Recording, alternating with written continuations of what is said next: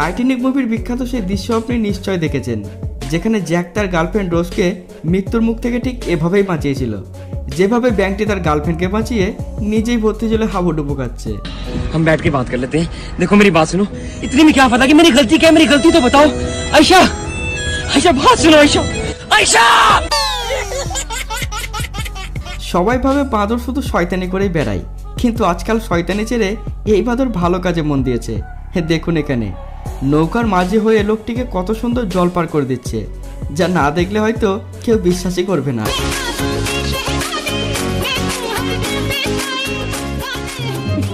ये किस तरह के लोग सुबह से शाम तक काम मुझे कैसे भी करके निकाल मेरे भाई, मैं फंस गया हूँ यार। বেশিরভাগ প্রাণী খাবারের জন্য মানুষের দ্বারস্থ হয়ে থাকে, কিন্তু এই গাধার সেটা মোটেও পছন্দের ছিল না। সে চায় নিজের খাবার নিজেই জোগাড় করতে, তাই মুখে করে গাছের ডাল হিলিয়ে গাছ থেকেই ফল ঝরিয়ে খাচ্ছে। সময় সময় মস্তি করার পোকা পশুদের মধ্যেও জেগে ওঠে, যেমন এখানে কুকুরটিকেই দেখুন, সে সব ভয়ডরকে পিছনে ফেলে সোজা গিয়ে একদম কাকুর ওখানেই কামড় দিয়ে বসে। এতগুলো লোকের মাঝে কাকুকে চরম অস্বস্তির মুখে ফেলে দিয়েছিল কুকুরটি। आ गई माल आ गया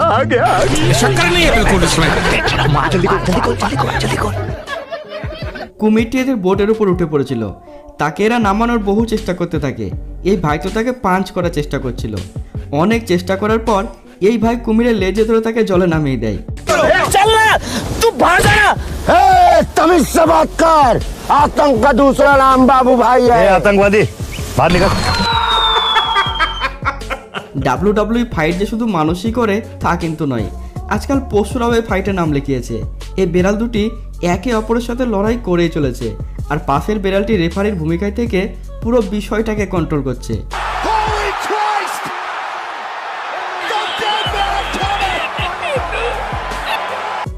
এবার দেখুন এই মেকানিক বিড়ালকে, সে সকাল সকাল গ্যারেজে এসে নিজের কাজে দারুণ মনোযোগী হয়ে উঠেছে। মনে হচ্ছে গাড়ি আজ ঠিক করার শপথ নিয়ে সে কাজে এসেছে। आप भी ठीक करके देता हूँ। अभी मालूम पड़ा मेरे को प्रॉब्लम क्या है। ये लौटकर डिबरी खोलने का पाना दे मेरे को। ये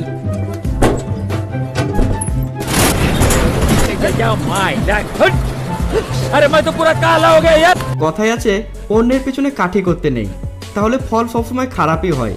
কিন্তু সেসব কথা কানে না নিয়ে এই বিড়াল অন্যের পিছনে মুখ দিয়ে ফেলে, আর জীবনে সবচেয়ে বড় ভুলটা করে বসে।